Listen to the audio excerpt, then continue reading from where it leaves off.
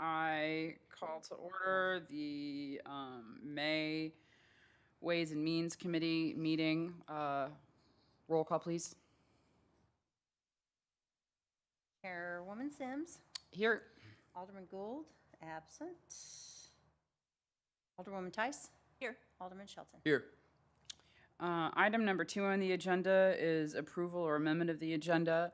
Has everyone had an opportunity to review any changes, observations, any objection to approval by acclamation? All right, be so approved. Moving on. Item 3 are report of committee chair and alderman. I have no report. Alderwoman Parker Tice. No report. Alderman Shelton. No report. Item number 4 on the agenda, the city administrator report. No report. No report. And then item 5 on the agenda is the department report. 5A is the progress report on the 2020 and 2021 audit. Who's got us for that? Andrew's here. There. Hi, can you guys hear me? Yep. Yes. Hold on one second. Hold on. Thank you. Sorry, I didn't want my toddler running in the room. So I can give a quick update in the financial statement audit for 2020 and 2021. The focus right now is 2020 for obvious reasons.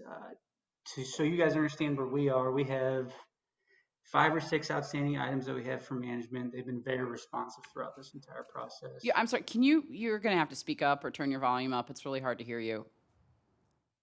Can you guys hear me now? That's better. Okay. So our focus right now is the 2020 audit. We are in the process of basically wrapping up a handful of items. So the way the process works from our end is that we go through, we complete the audit work, we have a draft of those financial statements ready, and then it has to go through a quality review process. Now, the financial statements and our audit work was submitted through quality review about an hour ago, and they will come back and they will complete their quality review process, provide any comments for us early next week. Once that's through the quality and once we've quality review process and once we've addressed all comments, the draft of the financial statements will be ready to be sent to S&P Moody's and to the individuals charged with governance as well as management. I expect that process to be completed on May 27th or earlier.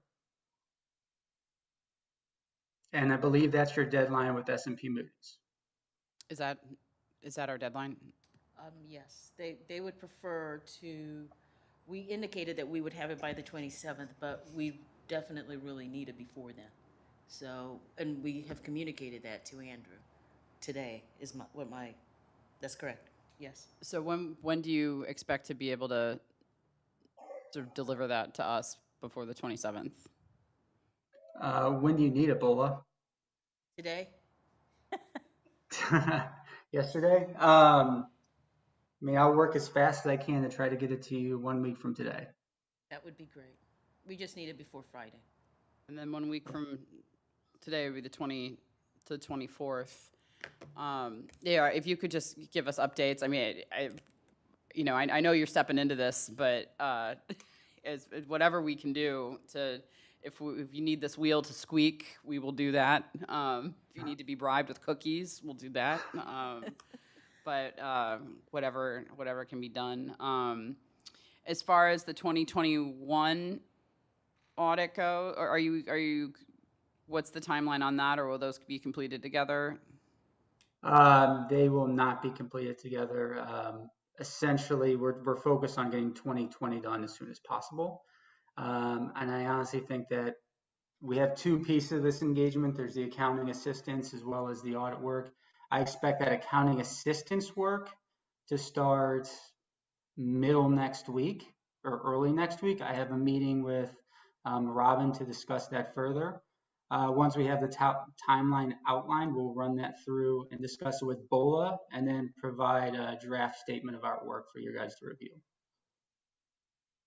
Okay, so when do you think that'll be completed, like in terms of the timeline that you have it? Next week. Next week. And ballpark, how long for the 2021, how long do you think that'll take? It's tough to say. because there was a change in management that occurred in 2021. I don't know exactly what type of adjustments and what all has been done. So it's really hard for me to say without being able to dig into it. I'll have a better idea of that timeline middle next week. Bola, do you think that you'd be able to maybe by email give us a Oh, report, absolutely. like as kind of where Right. the results of what he's saying, where we are, just so we can We can do that. get this, wrapped Right. up. Because I know that when he came at the last meeting, at that time, he had updated the timeline, and we knew that we were going to still get the 2020 by the end of this month, and the 2021 by the end of next month. So we'll know more. Okay. Does anyone have any other questions? Okay. Thank you. Yep. Yeah, thank you for what you're doing. Yep. Alderman Gould, no, there are only is Alderman Gould on, is he a participant? Or did he dial in? Aaron Smith. Okay, he'll be in shortly. Because it was rescheduled, he didn't have it on his calendar, so he's driving, but he'll be. Oh, okay. All right, item 5B is the financial statement fiscal year 2022. Who's got that? Robin?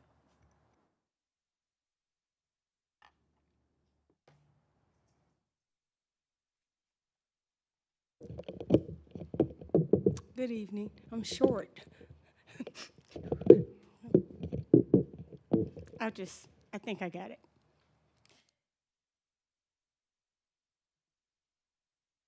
Tonight, I will present the March 2022 financial statement and variance analysis.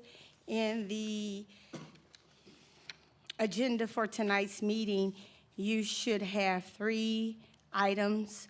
A memo to BOLA regarding the financial statement for March 2022 with the variance analysis that gives a high-level general overview of the discussion, the March 2022 income statement that matches the variance analysis. March 31st ended the first quarter of the fiscal 2022 budget for us, and overall, we have outperformed the 2022 adopted budget for revenues, and most departments are operating on target for expenses through the first quarter of 2022. Some of the reasons for such strong performance through the end of the first quarter of the year is the Finance Department, with the support of all departments, ensured that 2021 expenses were expensed to the 2021 budget, and that allowed us to have some reductions to expenses for this budget year. And it will also help with the exercises coming up for the 2021 audit, where we hope there won't be many adjusting audit entries. The detailed income statement includes the financial information and the variance analysis. It's important to note that, where expenditures are concerned through the first quarter, all departments should have approximately 75% of their budgets remaining at the end of the first quarter. And we will get into revenues. Just a high level. So if you look at the bottom line for revenue, we are at 3.6 million received of the 13 million in the adopted budget. So the variance is at 73%. That's pretty good. That means that we have 73% of the revenue budget remaining to collect. And that means that revenues are coming in slightly higher than we anticipated. One line to point out is ARPA. The city did receive additional funds in March that were either declined or not requested by another city. So that's the reason for that.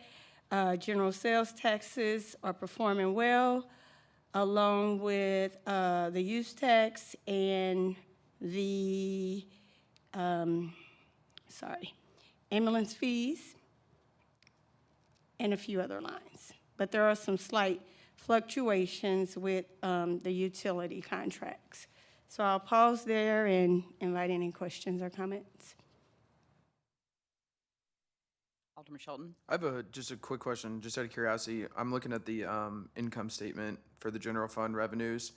The electrical permits and the plumbing permits are low. I'm just curious how those what the story is on that, if you know.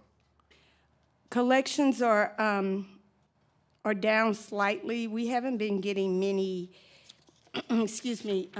applications and permits. Number one, occupancy permits are down. We don't have much movement or commercial tenants coming in to get those. And there have been some minor discrepancies with the reporting, so we're working to get those right so that the reports match the bank statement. So as we go into the next month, when I come back and report for April, there will be some movement in those lines.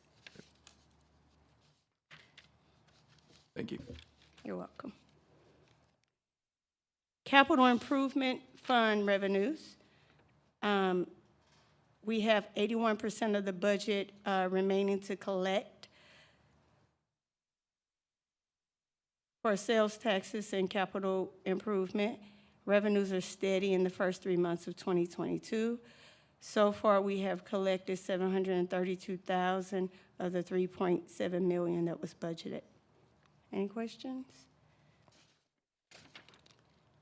Just overall, our revenues are trending well. Yes, they're strong and steady, which is good. We'll figure out various ways to say that over and over again. Yes, indeed. For the Economic Development Fund, we have 71% of the budget remaining to collect for the rest of the budget year, which is really good. So we're slightly ahead on that source of revenue as well, and they are coming in steady and strong for the first quarter. Storm Water and Parks Improvement Fund. Excuse me. The revenues they're slow, but they're steady. A lot of the reason for that is some of our intergovernmental revenues have not been received yet for Brentwood bound. We do have some that we are expecting. And as everybody understands, we do have some line items that are still being impacted with low receipts due to the pandemic. Any questions? Okay, Sewer Improvement Fund. That budget line and that fund pretty much operates on a flat line. So you'll always see the revenues being steady there based upon the budget, and we expect to collect the full $148,000 that was budgeted there. So that is the revenue portion. I'll start expenses. 1 second, please.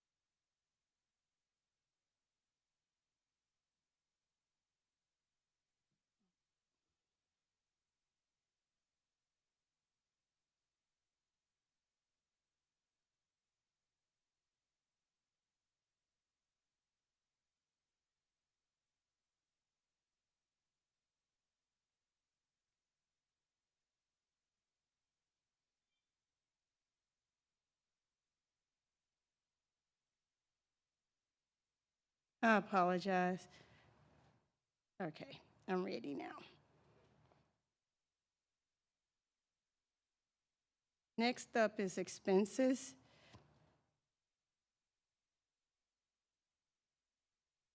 Are you just going off the income statement? That's, attached? I just want to make sure I'm following along. It's the revenue analysis with the variance. I'm sorry, it's the revenue, excuse me, the variance analysis spreadsheet. So one tab would show the revenues and the other tab would show the expenses. I only have one page. We only have one tab. We only have the revenues. That's why. Okay, good. I'm glad it wasn't operator error on my part. That's, I'm sorry, I'm reading off the attachment. Okay.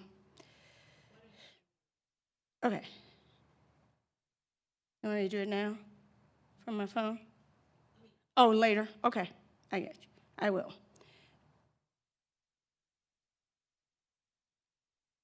There is no difference really, except the expenses are summarized based upon the big income statement report. I will get it to Bola, but high level, I did include the analysis as requested.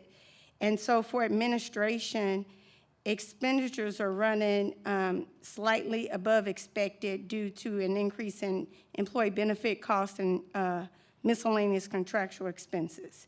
So administration has 66% of the budget remaining through the end of the year and should be at 75%.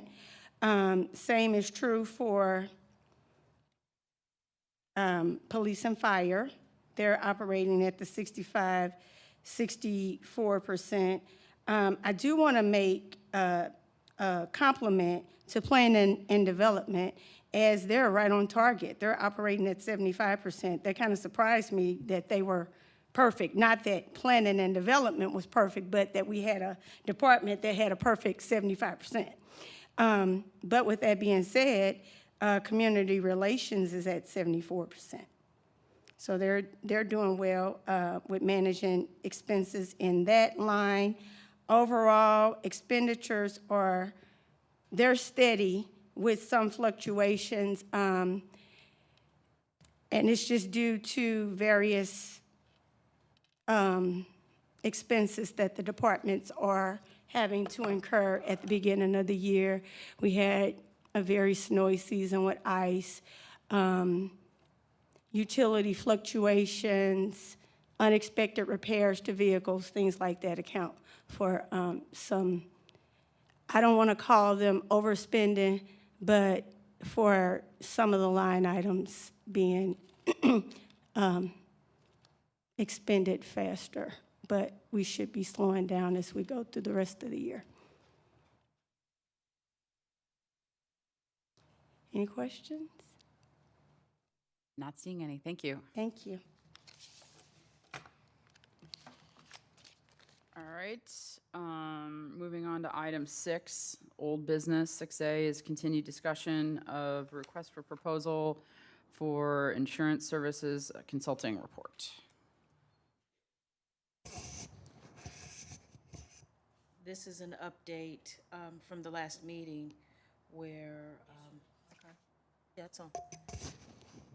This is an update from the last meeting where I was asked to speak with Charlesworth to inquire whether their situation has changed and whether they would now be able to fulfill the city's request to assist with the request for proposal for insurance consulting to look at specific coverages. Their situation has not changed. As a matter of fact, he was soliciting people to come work for him. And so what I've decided we need to do is I reached out to Thomas McGee to see whether, since they have all the data for members of SLATE, that we could look at the 14 that we consider to be comparables or comparators. And they were not able to do it. So I went back and talked to Charlesworth, and they said that what they would do is hire an intern to help them compile all that data. So I know our HR manager is not an intern. However, he has agreed, if you want to come up, Jason has agreed to help me take on this project in-house. And we have this awesome person that's our front desk receptionist who assisted us with calling all the restaurants in town when we were doing the Green Dining Alliance survey.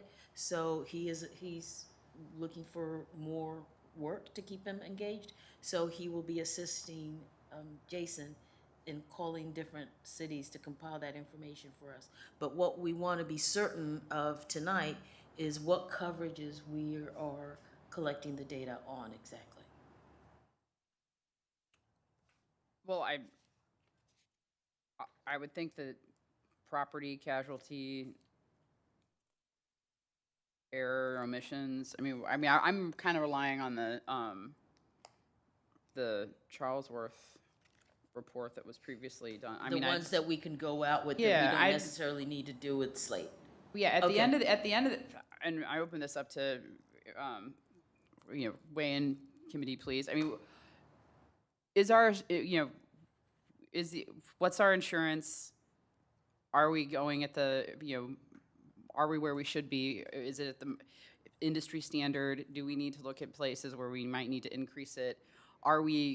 Do we deserve a gold star? I mean, that's kind of what I'm. Well, I think he did that in his analysis. So the Charlesworth report what year was that? 21 documents that already. So I thought what we were doing is, are we competitive in terms of renewal rates? Is that not what you want? Because he's already, I don't know. I'll take direction from you. Well, I mean, if I use the example, and maybe this is this might be a little not exactly on point, but when I was looking at this opinion letter, if I looked at the professional employment practices liability opinion, the information that's contained in this letter, I think is different from what we were most recently told in terms of what coverage is. And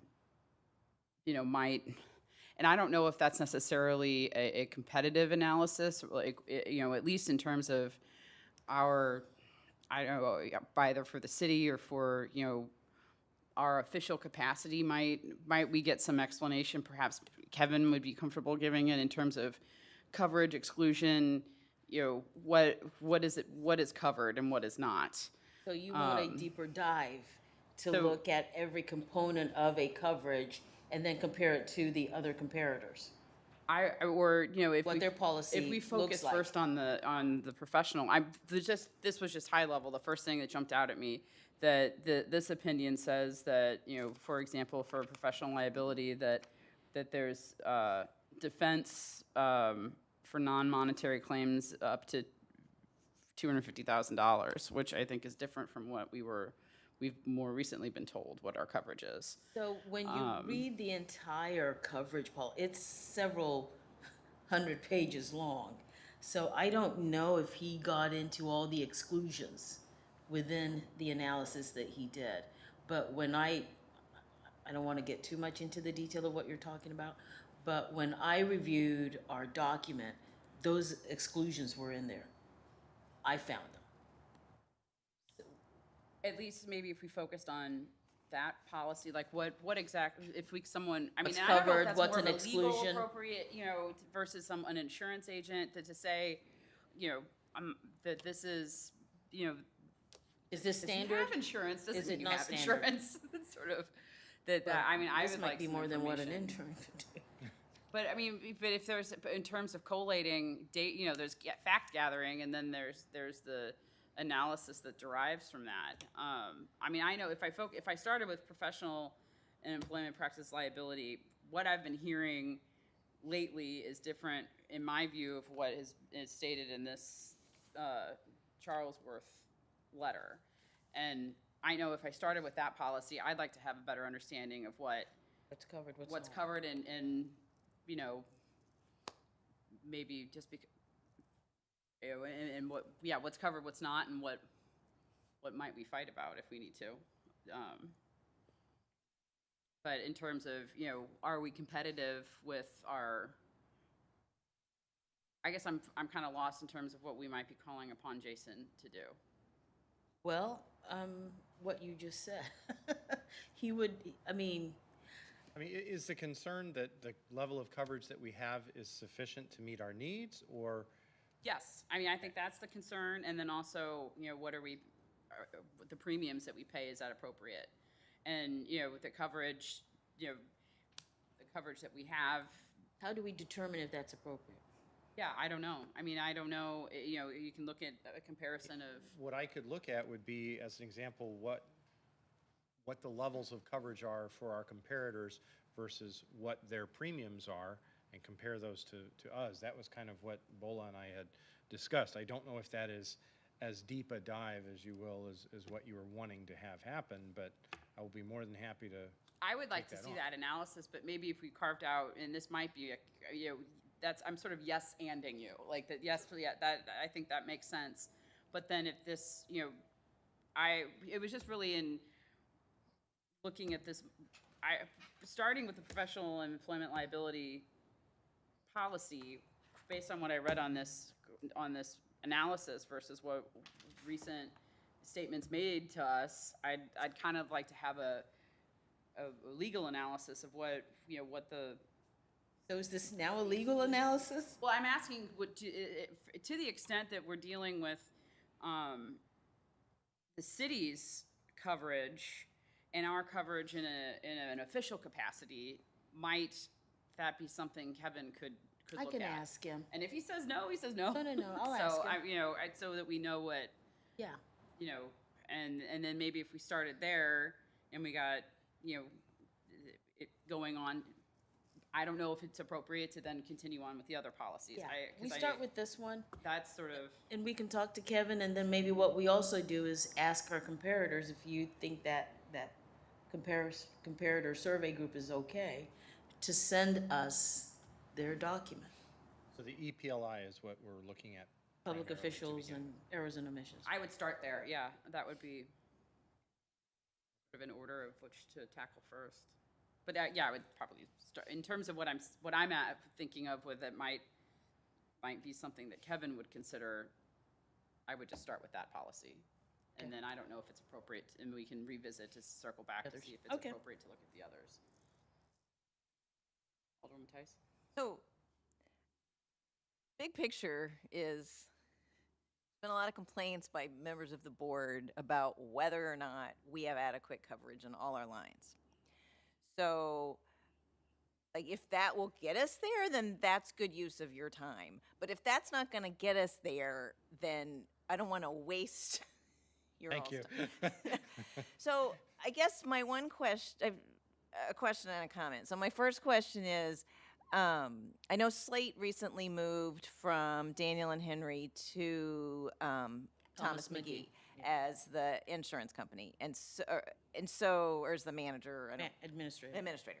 So when that happened, was there an overarching look at what policies were provided through Slate, and did they change policies that happened? Like, because somebody, or did they just renew everything and No, keep they, everything the they same? take a look at it, and if there's an opportunity to add an additional coverage or increase the coverage, they make the recommendation to the different cities, because each policy is different, and then it is that city's responsibility to respond, and obviously there's a corresponding cost to taking that kind of action. So they did do that for every single coverage that we have with them. So are you comfortable that they, I mean, I guess I don't really know what, I mean, we're so in the weeds on this. I take a look at that from the report that Charles Watt presented and have a conversation with them about that, and also talk to certain staff members that I rely on as well. And I think I've used the example of Larry Covey on cybersecurity. I know that we are going through the renewal for that right now, and because of a different requirement from the insurance carriers, because the rate in which these ransom, what do they call it? Ransom, and how much, entities are not waiting for their insurance carrier to direct them on how to respond. They're just paying it out. So premiums are going up. So they're now requiring us to have two-factor authentication. So those are things that we're looking at internally and making sure we're going to be able to roll it out. So that's one example of what we're doing. I don't know if that answers your question. Well, so I'll kind of go on this path, and I'll come back to Okay. my. So on that same thing, like, are the things that Charlesworth had in this report from February? I guess it's sometime in 2021, like the hail damage on the fire trucks. Like, have you discussed those internally with staff and looked at our policies and incorporated the things in here that made sense? I actually shared this report with, back then it was Daniel and Henry, so that they could incorporate that when they were doing our renewals. And if there was an opportunity for any changes, let's consider it at the time. You know whether, since this policy period for this Chartwell, I keep calling it Charlesworth, the effective, the insurance policy year was July, I think, 2020 to 2021. And then would you be able to identify any changes that might have occurred, or policy changes when they went from Daniel and Henry? Because I think from that time period, what Alderman Titus is saying, that We now would we'd look through the Thomas McGee. documents. Yeah, I mean, We could do that. Are we different now? You know, what changes, if at all, have we seen for the policy year 2021 to 2022? Because it's a whole year later, A, and B, we now have Thomas McGee instead of Daniel and Henry. I'm not sure we're gonna find a lot, but we can do that.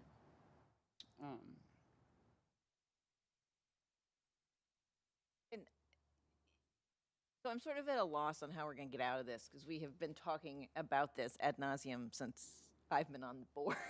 So, so I don't know the solution. I don't think this.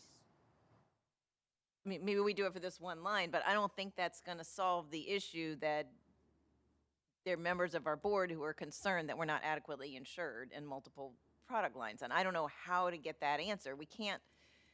I mean, there's no one who would. When I think back to, and I'm going to be very careful how I say it. When I think back to last night, and maybe some of the comments you all heard, did that not answer some of the questions you have?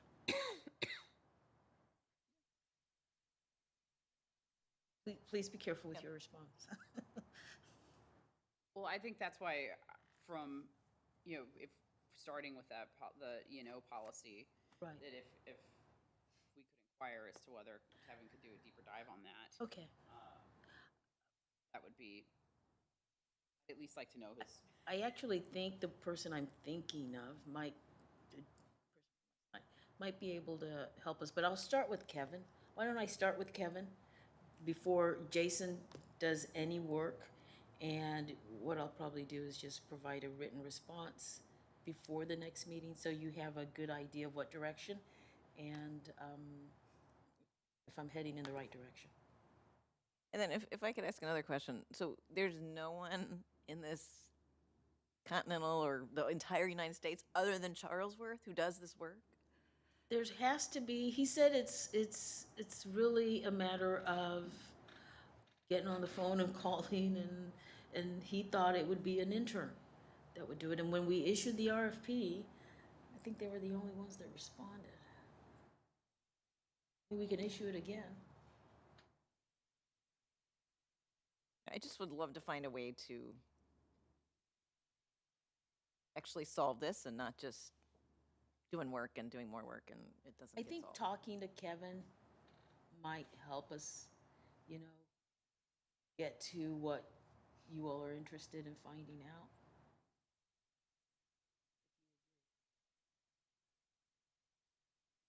I think that's a place to start. Start? Okay. Again, I agree with your sentiment. I don't. I guess if I was just doing my home and auto, my insurance guy could say, like, well, you could add, sewer lateral if you want. Like, I mean, I know I appreciate the magnitude, but I just that we're dealing with something entirely different here. But I guess I wish there was someone other than Charlesworth who might be able to help us, but it doesn't sound like consultants are stepping up. So The ones I've heard from who want to help us, want the accounts. All of them. Is there anything wrong with having someone look at it who wants the account? And yeah, I'd be I courted. mean, I wouldn't recommend that. Okay. What this person wants is your health coverage. Yeah. And I don't know that the board has had a discussion about taking health out of Slate. And that's one of the ones where you can't. Otherwise, you know, you're leaving Slate altogether. And maybe that's a decision point. Maybe we want to leave Slate. I don't know.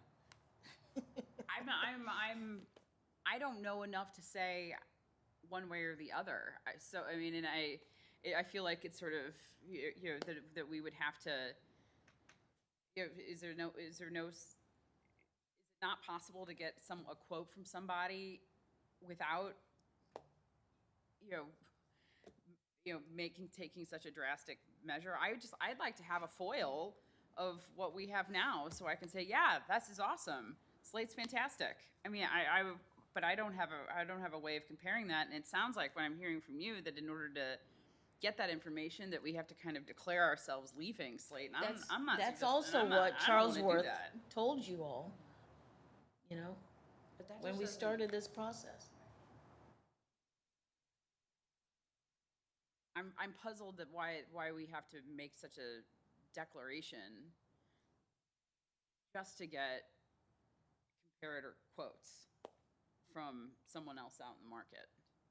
Health side of things, that would make sense because there's going to be a lot of deep dive that a provider would have to do. They'd have to look at our census data. They'd have to look at the past several years of our claims history and things along those lines.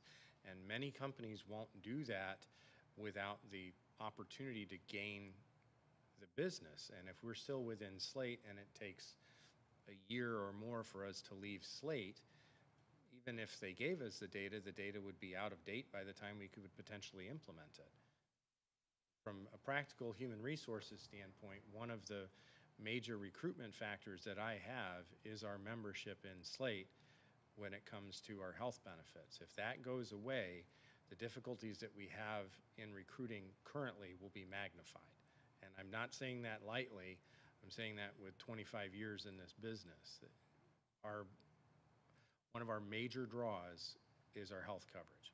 If we eliminate that or go to a comparator or a competitive state, we will run the risk of not being able to effectively recruit. I've seen this type of thing happen before where you're wooed by someone that wishes to have the business and they turn into a used car salesman. The initial offer is fantastic. And then the next year is when you start taking it in the shorts. And we've been very, very fortunate when it comes to the medical side of things, that our renewals have been far below what the national average would be.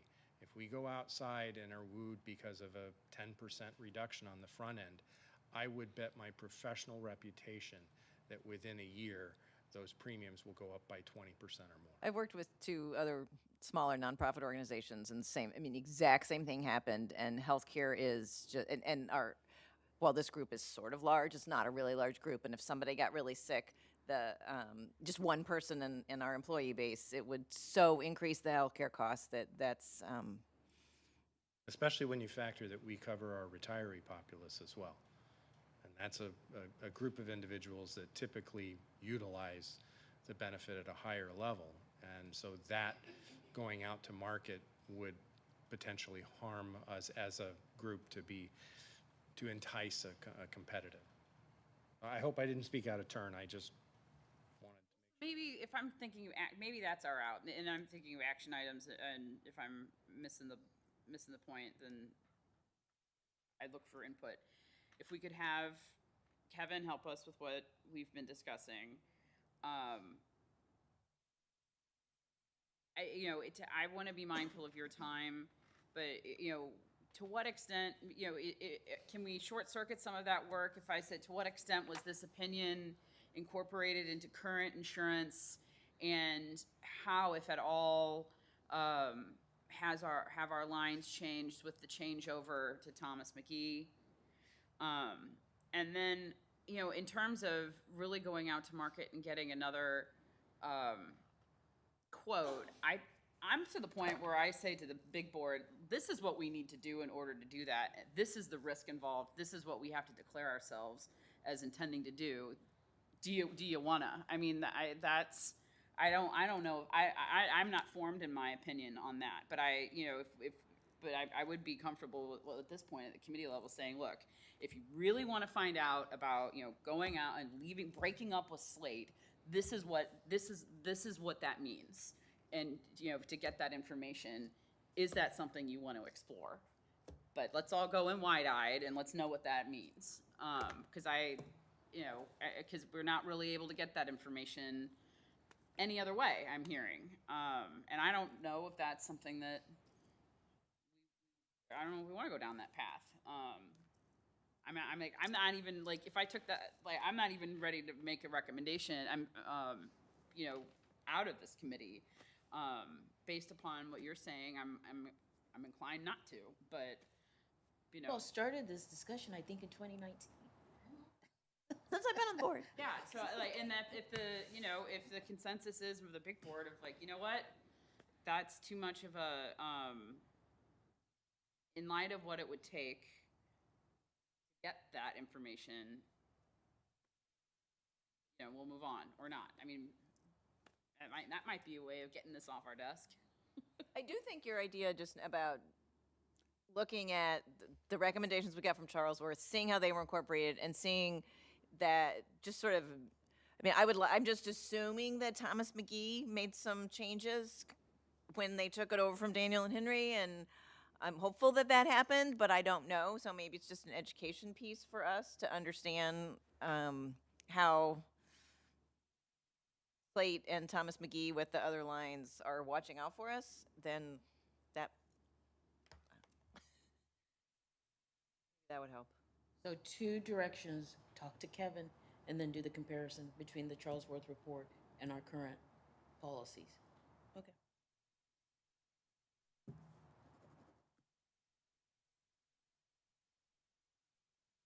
Oh, didn't know you were there, Alderman Gould. Yeah, no worries. Sorry about being a little tardy to the meeting here. Was that a comparison of Charlesworth and or was it a comparison of our coverage and premiums prior to switching to Thomas McGee in the Daniel and Henry and Thomas McGee comparison? Which one was it? Because Charlesworth didn't, did they give us much to go on? There were a few items that they pointed out that we could add, or they would give an opinion that the current policy is all right. So those would be the things we would be looking at. So I think it's confirming that we didn't end up having any gaps with the switch over to Thomas McGee or any major modifications that would put us at some risk, and then looking at the potential recommendations that was in the high level deck from Charlesworth, and then making a decision what to do from there.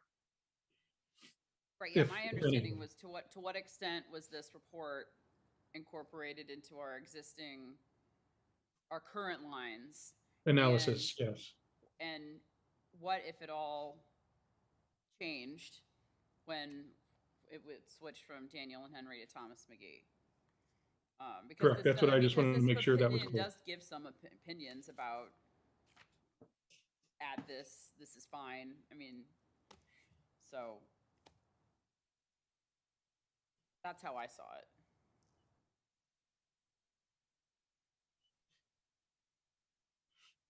So this report was shared with Daniel and Henry when it was issued, not Thomas McGee.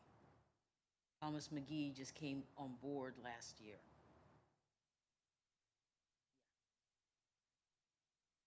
So had we renewed insurance with Daniel and Henry, and would they have incorporated these things? We have, so they should have. So we can do a comparison to the Charlesworth report when Daniel and Henry renewed, and then what we currently have now. So it's been 2 years. So I understood this policy period, so we renew in July, right? So this was, I understood this to be an analysis of the year ending, July 2020 to 2021. When it was 2021 to 2022, Right. was Daniel and Henry our So writer at that point, or did we switch? I think we switched, it's a one-year contract with Thomas McGee, so we switched, I want to say that got approved around last July? Yeah, last July, yeah. Right, so is it, when we had our current policy year, because we're still in that coverage, even though it's coming to an end in July of 2022, was that Thomas McGee that wrote that insurance, or was it Daniel and Henry? I mean, I don't know, writing's right, like, in charge of it. I don't remember exactly. I'd have to check. I know the new contract with Thomas McGee was effective summer of last year. And we would have started the renewal process before their contract went into effect. So there's a bridge there. Well, I guess whatever the answer is, how, if at all, was this? We'll look at the opinion, content. Into our current year, and what adjustments did Thomas McGee make or was recommending, since that's coming up in July? We can do that.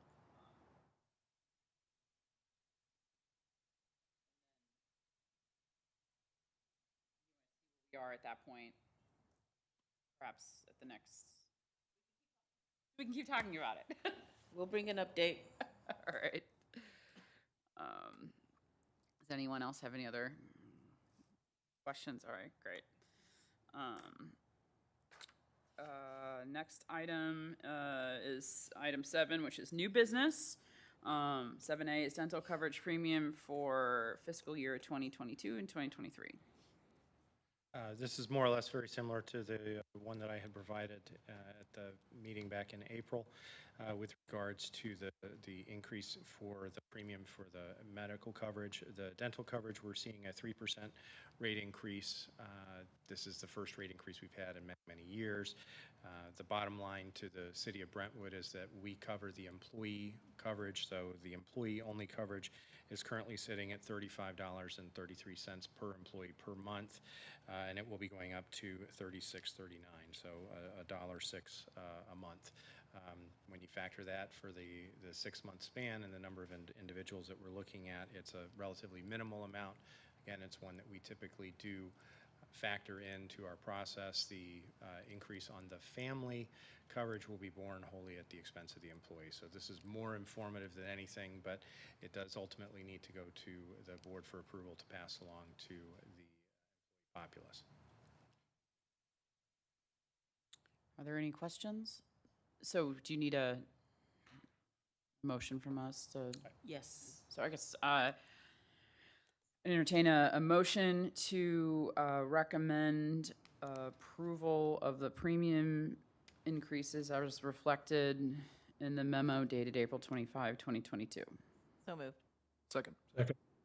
There was a motion by Alderwoman Parker Tice and a second by Alderman Shelton. Any discussion? Do I have to, is that a roll call? It should be. Okay, roll call. Oh, okay. We'll do Chairman Sims, Yes. Alderman Gould, Yes. Alderwoman Tice, Yes. Alderman Shelton. Yes. Okay, motion carries. Thank you. Great. Item 8A on the agenda, or item 8 is citizen comments. Do we have anyone, I'm not seeing anyone in person. Do we have anyone online that would care to make comments to the committee? No one has their hand raised. No takers? Okay, well, seeing no further business, this meeting is adjourned. Did I get that right? We don't have anything else, so. Sounds good to me. All right, thank you. Thank you. My new favorite phrase. Recording.